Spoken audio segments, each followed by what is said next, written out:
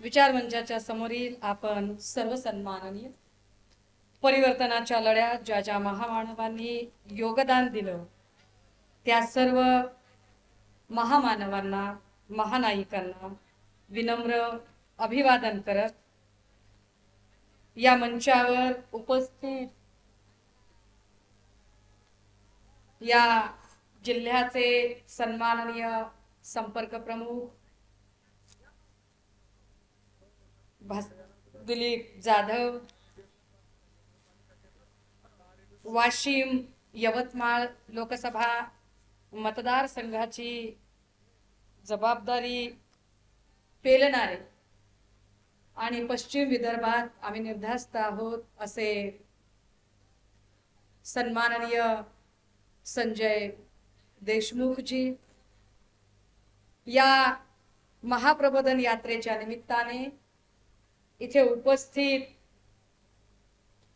सुधीर कंवर जी, सुरेश मापारी, आमचे दुसरे जिल्हा प्रमुख प्रवीण शिंदे, महिला आघाडीच्या सगळ्या पदाधिकारी महिला, आमच्याकडे नव्याने पक्षामध्ये आलेले आणि हा पक्ष मजबूत करण्यासाठी तन मन धन लावून प्रयत्न करणारे सेवानिवृत्त न्यायाधीश किशोरजी राठोड, या मंचावर अत्यंत निष्ठेने शिवसेनेसोबत उभे असलेले कॅप्टन प्रशांत सुर्वे, सर्व विधानसभांचे तालुका प्रमुख, संपर्क प्रमुख, महिला संपर्क संघटिका, सर्व सन्माननीय पदाधिकारी, महाप्रबोधन यात्रेचे समन्वयक श्री उद्धवजी कदम, डिजिटल तथा प्रिंट माध्यमांचे सर्व मान्यवर प्रतिनिधी, आणि हा कार्यक्रम सुरक्षित पार पडतोय का हे पाहतानाच त्याही पेक्षा अधिक कुठं चुकली तर सापडते का याच्यासाठी अगदी काळजी करणारे आमचे सगळे पोलीस भाऊ, तुमची काही चूक नाही दादा हो, पण अडचण सरकारची लय मुख्य आहे, त्यामुळे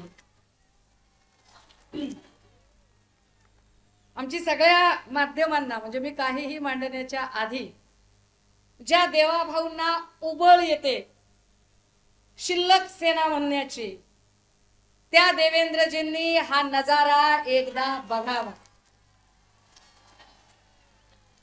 विशेष की हा नजारा आमचे सन्माननीय नेते आदित्यजी ठाकरे यांच्या सभेचा नाही, हा नजारा आमचे सन्माननीय पक्षप्रमुख उद्धव साहेबांच्या सभेचा नाही, अरे शिवसेनेच्या एका शिवसैनिकासाठी जर हे एवढे शिवसैनिक जमू शकतात, ये ट्रेलर है,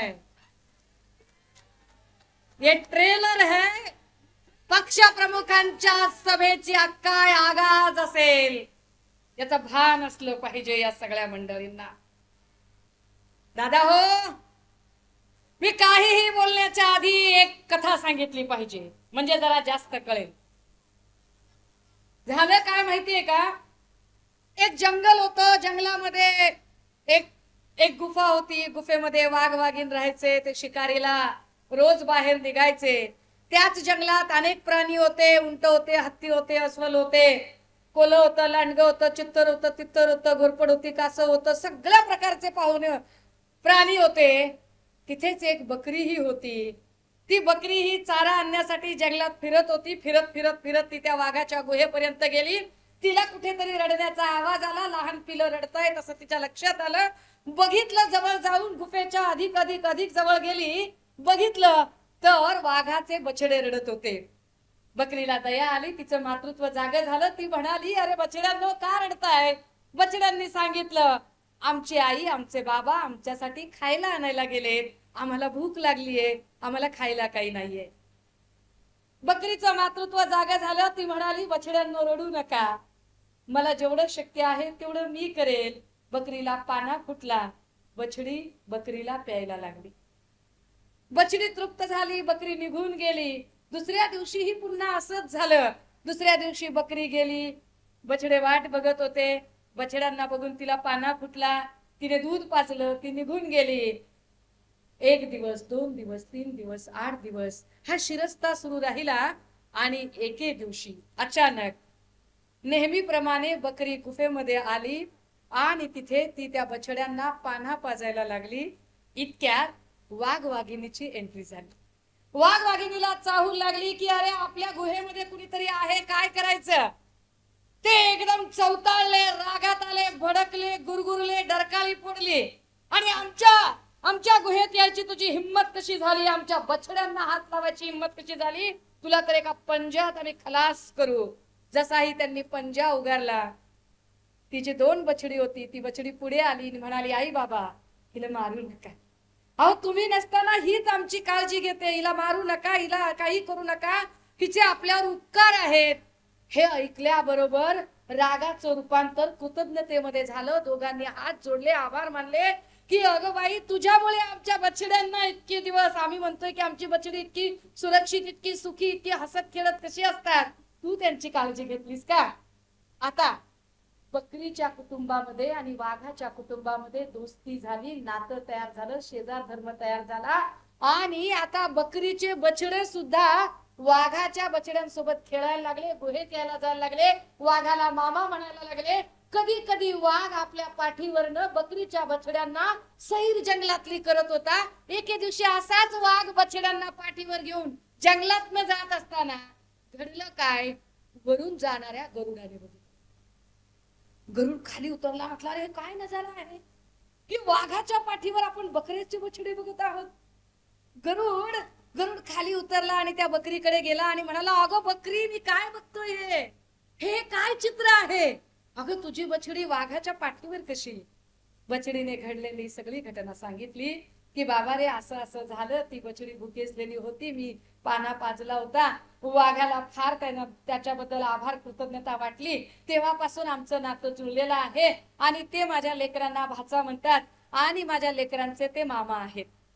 काळजी किती घेतायत बघा बरं का. ते माझ्या लेकरांना मामा म्हणतायत, माझे लेकर त्यांना मामा म्हणतायत, काळजी घेतायत. कर भला सो हो भला, चांगलं केलं की चांगलं होतं देवा, आणि तू पण चांगलं कर, तुला पण कुणी पण चांगले भेटेल. गरुडाने मंत्र लक्षात ठेवला. 30 मास निघून गेले. एके दिवशी पावसाळा सुरू झाला, जंगलामध्ये पाऊस पडायला लागला. बघता बघता सगळीकडे पाऊस पाऊस पाऊस, पाणी पाणी पाणी, पूर पूर पूर झाला. सगळीकडे पाणी, सगळ्या जंगलात जमिनीवर पाणी, खाली बिळांमध्ये पाणी जायला लागलं. जी जमिनीतली बिळं होती, एका जमिनीच्या बिळामध्ये उंदीर होता, उंदरांची पिलं होती. वरुण गरुड बघत होता, तो एका झाडाच्या फांदीवर थांबला होता. त्याने बघितलं की उंदराची पिलं ची ची ची करतायत, नाका तोंडात पाणी चाललंय. गरुडाला आठवला बकरीचा शब्द, कर भला सो हो भला, कर्म चांगले केले पाहिजेत, आपण मदत केली पाहिजे. गरुड खाली उतरला पटकन आणि एका एका उंदराच्या पिलाला आपल्या चोचीतनं पटा पटा पटा उचलायला लागला आणि झाडावर सुरक्षित ठिकाणी त्याने ठेवलं. काही वेळाने त्याच्या लक्षात आलं की पाण्यात भिजल्यामुळे या सगळ्या बछड्यांना, या सगळ्या उंदरांच्या पिलांना थंडी वाजते, ते कुडकुडत आहेत. गरुडाला वाटलं यांची मदतच केली पाहिजे. गरुडाने आपले पंख पसरले आणि सगळी उंदराची पिलं आपल्या पंखाच्या खाली घेतली. पिलं त्या उभेला झोपी गेली. सकाळ झाली, दिवस उजाडला, सगळीकडे आकाश निरभ्र होतं. गरुडाला वाटलं आता धोका संपलेला आहे, आता आपणही उडून जावं. गरुडाने उडायचा प्रयत्न केला, पंख पसरायला लागला, पंखच पसरत, पंखच उडत नव्हते.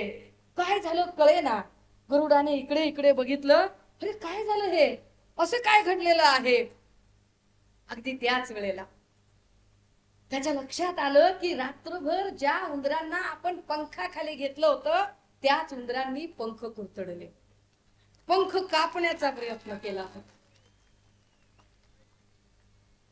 गरुड तसाच दुःखी अवस्थेमध्ये कसा बसा त्या बकरीपर्यंत पोहोचला आणि म्हणाला, अगं बकरी तू सांगितलं होतंस की चांगलं केल्यावर चांगलं मिळतं. मी सत्कर्म करायला गेलो आणि बकरी बघ माझे पंख छाटले ग. माझं काय चुकलं? बकरीने शांतपणे सांगितलं, वाघ दादा, गरुड दादा, अरे गरुडा, तुला लक्षात आलं नाही रे बाबा, अरे मी कुणाची मदत केली? अरे मी मदत वाघाची केली, वाघाने वाघाचे काळीज ठेवले आणि वाघ वाघासारखा वागला. अरे तू मदत उंदराची केलीस, उंदीर आपल्या अवकातीवर गेला, अवकात दाखवली उंदराने. त्यामुळे आणि माहितीये का उंदरांचं काय होतं, जहाज बुडतंय असं जर वाटलं तर सगळ्यात पहिली त्या बोटीतनं उड्या कोण मारतील तर उंदर मारते. अशा उंदरांना आपण पुन्हा धडा शिकवला पाहिजे. आणि म्हणून इलाका तुम्हारा धमाका हमारा कर. या वाशिम यवतमाळ मध्ये ज्यांना सत्ता मत्ता दिली, या यवतमाळ मध्ये भल्या भल्यांची अवकात ज्या शिवसेनेने बनवली, त्या सगळ्यांना सांगितलं पाहिजे की काय करतंय.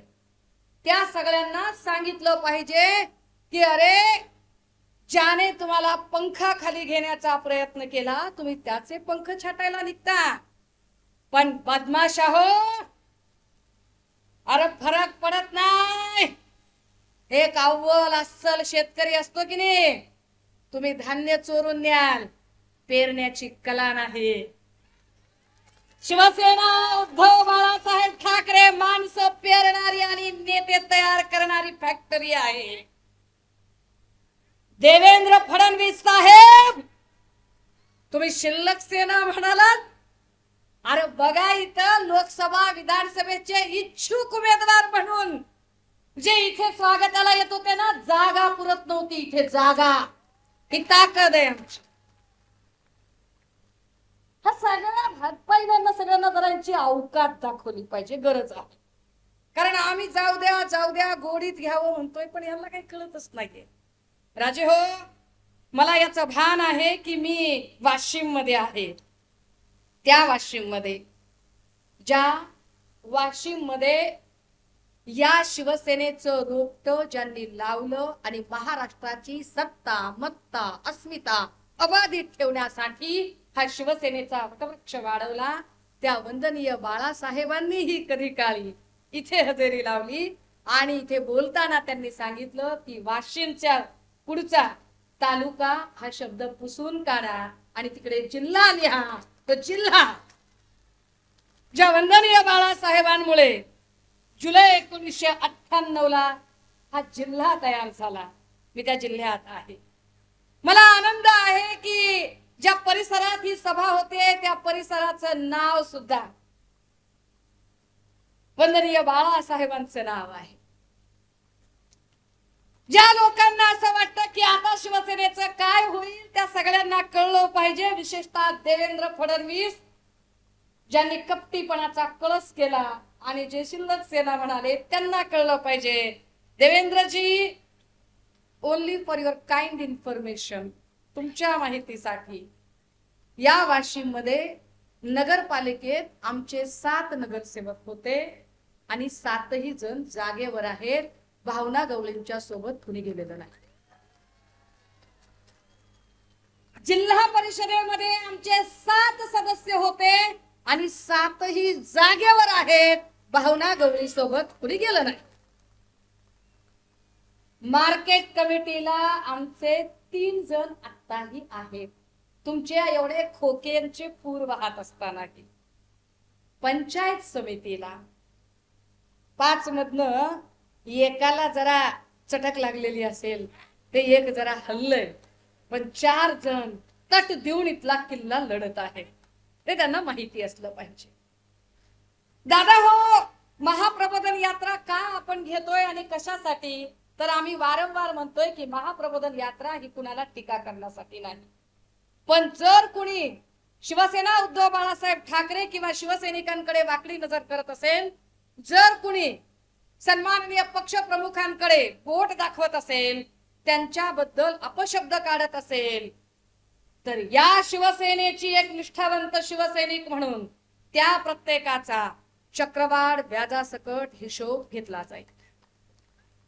आणि तो हिशोब घेतानाच सगळ्यात महत्वाचं महाराष्ट्राचे प्रश्न जे दुर्लक्षित झाले. कारण आता जी परिस्थिती चालली आहे महाराष्ट्रामध्ये, जाणीवपूर्वक त्यांनी हिंदू मुस्लिम दंगल पसरवण्याचा प्रयत्न केला. हिंदू मुस्लिम दंगल पसरवण्यासाठी जन आक्रोश मोर्चे काढले गेले. कोल्हापूर असेल, अहमदनगर असेल, अकोला असेल, सातारा पुसेसावळी असेल, संभाजीनगर असेल, अशा अनेक ठिकाणाहून त्यांनी हिंदू मुस्लिम दंगल पसरते का यासाठी अनेक प्रयत्न केले. आमचे हे छोटे छोटे बारके बारके टिल्ले टिल्ले भाचे की नाही, नितेश बितेश सारखे अशांनी रोज यायचं, फोटो स्टेटमेंट द्यायचे, असलेही उद्योग केले. पण तरी सुद्धा मुस्लिम भावंडांनी कमालीचा समंजसपणा दाखवला आणि कमालीच्या संयमाने मुस्लिम भाऊ व्यक्त झाले, ज्यामुळे त्यांचा हिंदू मुस्लिम दंगलीचा डाव फसला. पण तरीही त्यांना महाराष्ट्र अशांत करावासा वाटला आणि तो अशांत करण्यासाठी आता ते मराठा ओबीसी असा वाद लावून देण्याचा प्रयत्न करत आहे. जाणीवपूर्वक जी कालपर्यंत गावगाड्यामध्ये राहणारे मराठा, साळी, माळी, कोळी, तेली, तांबोळी, आतार, बागण, सुतार, लोहार, कुंभार, जे आमच्या 18 पगड जाती गुण्या गोविंदानं नांदत होत्या, त्या जाती एकमेकाने संशयाने बघतील अशा पद्धतीचं वातावरण जाणीवपूर्वक तयार करण्याचा प्रयत्न भाजपाकडून होतोय. आणि तो प्रयत्न कसा होतोय हे मी आपल्याला अनेक वेळा सांगितलं की एकीकडे मुख्यमंत्री एकनाथ शिंदे साहेबांनी आरक्षण मी मराठ्यांना देणारच अशी शिवछत्रपतींची शपथ घेऊन सांगायचं, तर दुसरीकडे फडणवीसांनी सांगायचं की मी ओबीसीच्या आरक्षणाला धक्का लागू देणार नाही. एकीकडे गुणरत्न सदावर्तेने मराठा आरक्षणाच्या विरोधात याचिका दाखल करायची, तर दुसरीकडे बाळासाहेब सराटेने ओबीसी आरक्षणाच्या विरोधात याचिका दाखल करायची. सराटे आरएसएसचा पूर्णवेळ कार्यकर्ता. एकीकडे संदीपान भुमरे, अतुल सावे, गिरीश महाजन यांनी आम्ही आरक्षणाच्या बाजूचे आहोत असं अंतर्वली सराटीत जाऊन सांगायचं, तर दुसरीकडे नितेश राणे, दरेकर, प्रसाद लाड या सगळ्यांनी जरांगेचा बोलविता धनी कोण आहे असं म्हणत टीका टिप्पणी करायची. दादा हो, तुम्ही विचार करा. एकीकडे भाजप मधल्याच एका गटाने धनगर आरक्षण एसटीतून पाहिजे म्हणायचं, तर दुसरीकडे जर असे घडले तर आमचे 25 आमदार राजीनामा देतील असं नरहरी झिरवळांनी सांगायचं. तुम्ही विचार करा, नरहरी झिरवळ असतील, गुणरत्न सदावर्ते असतील, बाळासाहेब सराटे असतील, देवेंद्रजी फडणवीस असतील, एकनाथ शिंदे साहेब असतील, ही सगळीच्या दरेकर असेल, प्रसाद लाड असेल, नितेश राणे असेल, अतुल सावे असेल, संदीपान भुमरे असेल, गिरीश महाजन असेल, ही सगळी माणसं एकाच ठिकाणी सत्तेत बसलेली आहेत, जी वेगवेगळे स्टेटमेंट करून महाराष्ट्रात भांडणं लावण्याचा प्रयत्न करत आहेत. आणि यांना असं का करायचंय? कारण यांना महाराष्ट्रातल्या इतर प्रश्नांकडून लोकांचं लक्ष हटवायचे. महाराष्ट्रातले कुठलेही प्रश्न तुमच्या आमच्या समोर आले नाही पाहिजेत, तुम्ही आम्ही विचार नाही केला पाहिजे. मग महाराष्ट्रामध्ये महिलांची असुरक्षा किती वाढलेली आहे त्यावर तुम्ही बोललं नाही पाहिजे.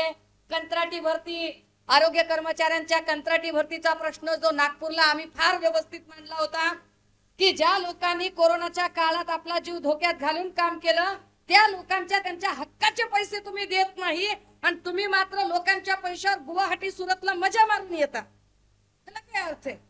ह्याच्यावर बोलायला पाहिजे होतं. ते बोलत नाहीत, बेरोजगारीवर बोलत नाहीत, 22 जिल्ह्यातल्या दुष्काळावर बोलत नाहीत, ते पीक विम्यावर बोलत नाहीत, अनुदानावर बोलत नाहीत. आणि ह्या सगळ्या प्रश्नांना तुम्ही विचारू नये म्हणून ते जाती जातीत भांडणं लावतात आणि चर्चेच्या केंद्रस्थानी आरक्षण नावाचं गाजर दाखवतात. परंतु महाप्रबोधन यात्रेचं हे आद्य कर्तव्य आहे की महाराष्ट्रातला प्रत्येक गावखेड्यातला माणूस शहाणा झाला पाहिजे, प्रबोधित झाला पाहिजे. छत्रपती शिवाजी महाराज, राजर्षी शाहू महाराज, फुले शाहू आंबेडकर, प्रबोधनकार ठाकरे यांचा विचार त्याच्यापर्यंत पोहोचला पाहिजे. हा आमचा प्रयत्न आहे. आणि हा प्रयत्न म्हणूनच आम्ही प्रत्येक गावखेड्यात जाऊन, कारण आम्ही असा टीव्ही लावला की नुसते आम्हाला राजकीय रंगपंचमी आणि टीका टिप्पण्याच दिसतायत. लोकांच्या प्रश्नावर कुणी बोलताना दिसतच नाहीये. त्या लोकांच्या प्रश्नांवरती मांडणी झाली पाहिजे, बोललं गेलं पाहिजे. म्हणून मी इथं वाशिम बद्दल ज्या वेळेला बोलायला लागते तर वाशिमचा मी बऱ्याचदा म्हणजे इथल्या काही लोकांशी भेटले, 3-4 दिवस झालं, काही अंदाज घेतला आणि मग मला काही गोष्टी जाणवल्या. खरं तर वाशिम जिल्ह्याची निर्मिती जेव्हा 98ला झाली, वाशिमचा मागास, अनुशेष आणि एकूण आशंकित जिल्हा अशा अर्थाने वाशिमकडे विशेष लक्ष दिलं पाहिजे, हे राज्याचं खरं तर धोरण असायला पाहिजे. पण ते तसं झालं का? लोकप्रतिनिधींनी नेमकं काय केलं? म्हणजे अगदी एक एक उदाहरणं जरी सांगायची झाली तर पाटबंधारे प्रकल्पाचं मंडल कार्यालय जे वाशिम मध्ये होतं, इथून ते कार्यालय बुलढाण्याला हलवलं गेलं. काहीही गरज नसताना विभागाने 23 ऑक्टोबर 2023 ला त्याचा GR काढला आणि ते कार्यालय इथून बुलढाण्याला हलवलं. आता त्याच्यामुळे काय होतोय? त्याचा परिणाम असा होतोय की इथल्या एखाद्या माणसाला छोट्यातला छोटा कागद पाहिजे असेल तर 200 किलोमीटर लांब तिकडे चक्रा मारायला जावं लागतं. इथून तो जर 10-11 वाजता गेला तर तिथे पोचता पोचता 5 वाजता ऑफिस बंद होतं. काम कसं करायचं काय? त्याच्या जिल्ह्याचं त्याचं ऑफिस त्याच्याकडे असलं पाहिजे ना. पण ह्यावर कोण बोलणार? तीच गत दुसरी ठिकाणी झाली. या जिल्ह्याचं सिंचन क्षेत्र वाढवण्यासाठी, पाणी टंचाई दूर करण्यासाठी, विशेष काही योजना राबवायच्या म्हणून, दुष्काळावर मात करण्यासाठी जे कार्यालय उभं झालं आणि याच पद्धतीचं जलसंपदेचं कार्यालय, हेही कार्यालय बुलढाण्याला वळवलं गेलं. आणि ते आता 2023 मध्ये, आणि एकही लोकप्रतिनिधी यावर अजिबात चकार शब्दाने बोलत नाही. हा वाशिम जिल्हा म्हणजे सोयाबीनचं अग्रेसर क्षेत्र आहे. जवळपास 90 ते 95% क्षेत्र हा सोयाबीनचा पेरा असलेलं क्षेत्र आहे. पण परिस्थिती काय आहे इथे? एवढी मोठी माया ज्या लोकप्रतिनिधींनी जमा केली, त्या लोकप्रतिनिधींच्या हे लक्षात आलं नाही की अरे एवढं मोठं सोयाबीनचं क्षेत्र आहे तर या जिल्ह्यामध्ये एखादी सोया मिल व्हायला हवी. ती सोया मिल झाली तर इथल्या लोकांना काही कामधंदा मिळेल, त्यांचे काही प्रश्न सुटतील. पण ते कसं करतील? अशी सोया मिल उभी करण्यापेक्षा एखादा बालाजी पार्टिकल उभा करून त्यातनं आपला काही सबमाल अंदर कार्यक्रम केलेला जास्त चांगला ना. तो कार्यक्रम त्यांनी जास्त केला. प्रश्न कुणी विचारायचे या लोकांना? आता परिस्थिती सोयाबीनची काय झालीये? सोयाबीनचे जर एकूण भाव बघितले तर बघा, साधारणतः 2014 ला, म्हणजे त्याच्या तर आधी खूपच सोयाबीनचा भाव कमी होता, पण 2014 ला जो भाव होता तो साधारण 4 ते 5 हजाराचा भाव होता. याच काळामध्ये कृषी मूल्य आयोगाचे अध्यक्ष सन्माननीय भाजपचे आमदार पाशा पटेल यांनी एक कृषी दिंडी यात्रा काढली. या यात्रेमध्ये देवेंद्रजीही सहभागी झाले होते. या यात्रेमध्ये पंकजा मुंडेही सहभागी झाल्या होत्या. आणि या यात्रेतून देवेंद्रजी असं म्हणत होते की सोयाबीनला भाव मिळाला पाहिजे, 10-12 हजारापर्यंत भाव गेला पाहिजे, म्हणून आमची दिंडी आहे. उद्धव साहेबांचं सरकार आलं तेव्हा सोयाबीनचा भाव साधारणतः 7 ते 10 हजाराच्या दरम्यान गेला. आणि आता पुन्हा एकदा, आता काय सोयाबीनचा भाव आहे तर पुन्हा एकदा 4 ते 5 हजारावर. असं का? तर सोयाबीनचे भाव पाडले जातात. हीच गोष्ट तुरीच्या बाबतीत झालीये. तुरीचे भाव काल परवापर्यंत किती होते? साधारण 12,500 प्रति क्विंटल हा तुरीचा भाव होता. 12,500 रुपये प्रति क्विंटल हा तुरीचा भाव. आता आपली तूर येणार, त्या महिना 15 दिवसात तूर मोडली जाणार. आपली तूर आता खळ्यावरनं पोते भरून घरी येणार. तोच तुरीचा भाव दणकन 11,000, कदाचित त्याच्यापेक्षाही खाली येईल. का? कारण एवढी मोठी तूर असताना आणि एवढ्या तुरीचं नियोजन व्यवस्थापन नसतानाही, काहीही कारण नसताना बाहेरून तूर आयात करण्याचं सरकारचं धोरण. का बाहेरून तुम्ही तूर आयात करताय? का इथल्या शेतकऱ्यांचं नुकसान करताय? आधीच हा शेतकरी जो आसमानी संकटामध्ये अडकलेला आहे, त्यावर पुन्हा तुमचं सुलतानी संकट का लादताय?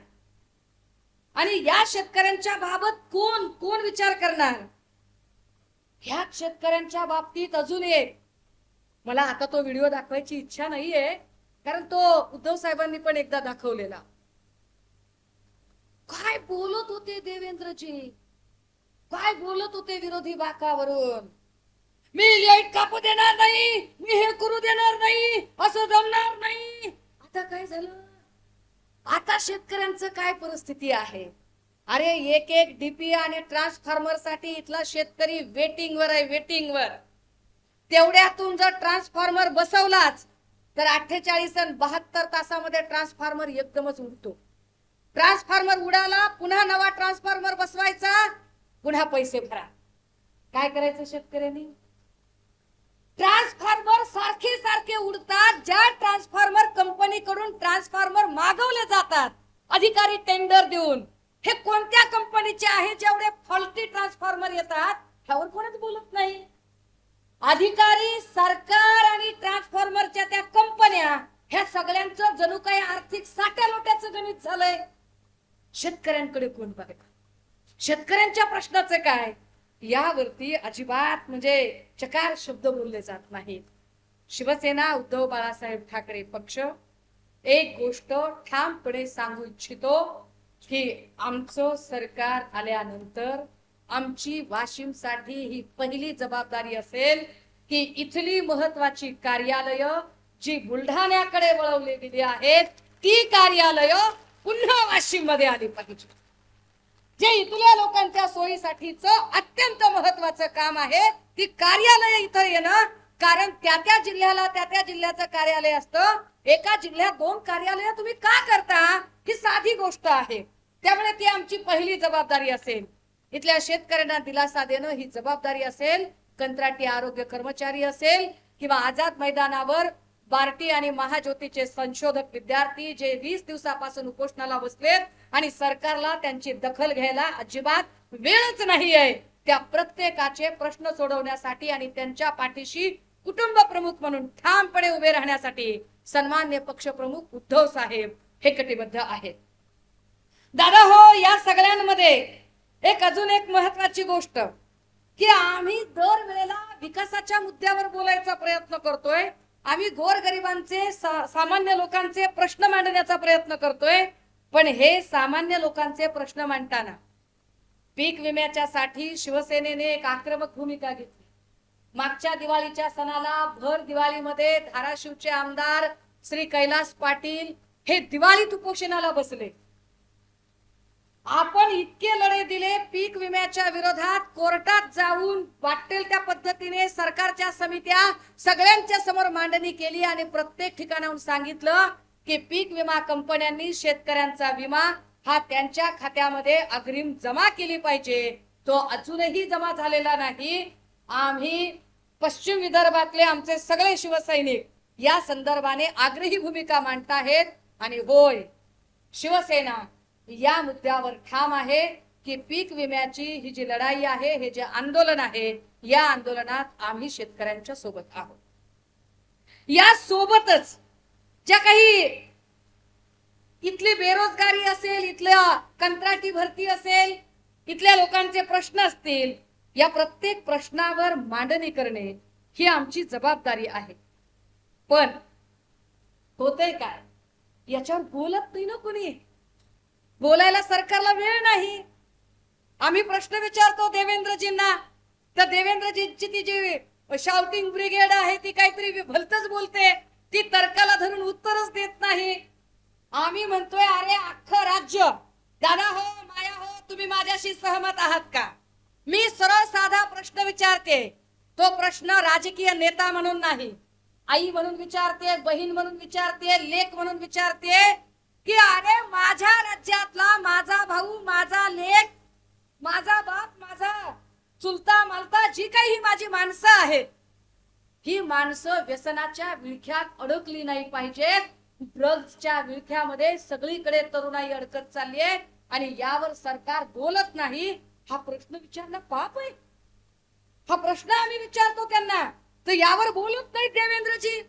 कायदा सुव्यवस्थेचा प्रश्न निर्माण झाला, यावर बोलत नाही देवेंद्रजी. मी काल गेले होते अकोल्यामध्ये पीडित मुलीला भेटायला. 14 वर्षाच्या अल्पवयीन मुलीवर अत्याचार केले, सिगरेटचे चटके देणं, मुंडन करणं, अमानुष पद्धतीने अत्याचार केले. मी अकोल्यातली काल यादी बघितली, मी थक्क झाले.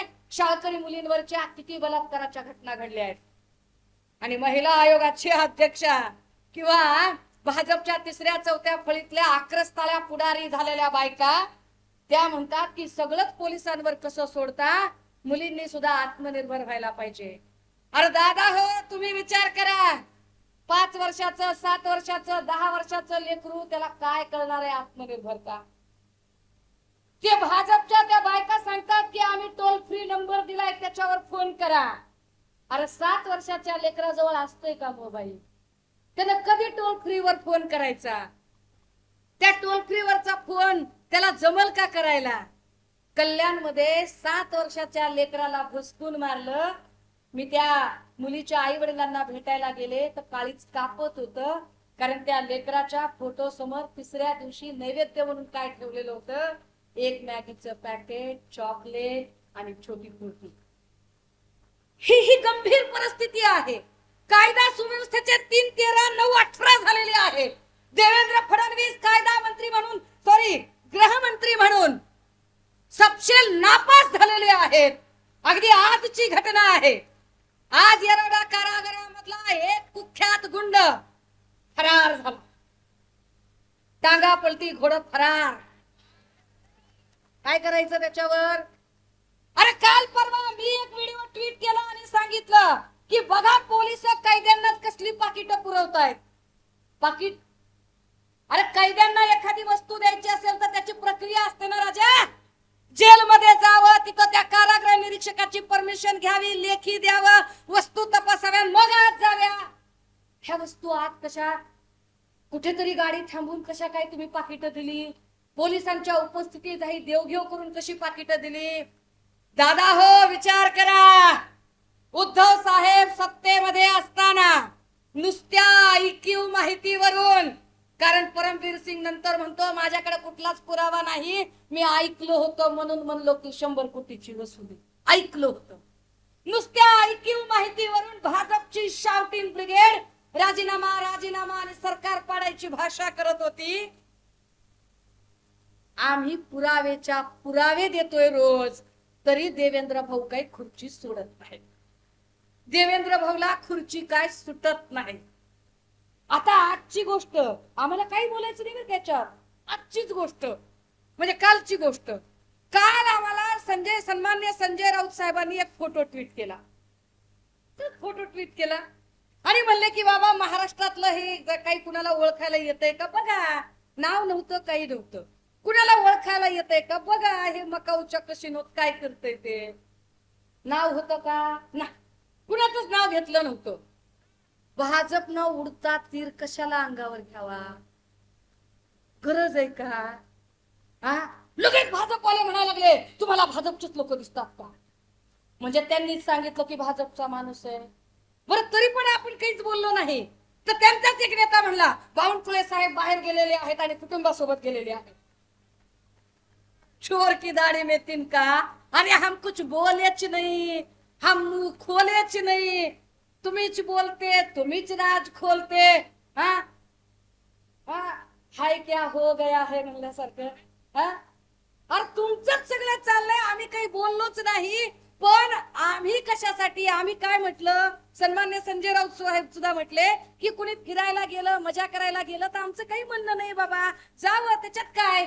अरे पण राज्यात किती अस्वस्थता आहे, किती अशांतता आहे, राज्यातले प्रश्न काय आहेत. अरे कोरोना काळात सुद्धा एका रात्री जेवढे मृत्यू झाले नव्हते तेवढे मृत्यू कोरोना संपल्यानंतर त्या कळवा ठाण्याचं हॉस्पिटल असेल, संभाजीनगरचं घाटी असेल किंवा नांदेडचं हॉस्पिटल असेल, एका रात्रीतनं एवढे मृत्यू झाले की जे कोरोनात सुद्धा झाले नव्हते. काय दुरावस्था करून टाकली राज्याची, काय राज्य रसातळाला नेण्याची परिस्थिती आहे. सगळी राज्याची संस्कृती सगळा नाश करून टाकला.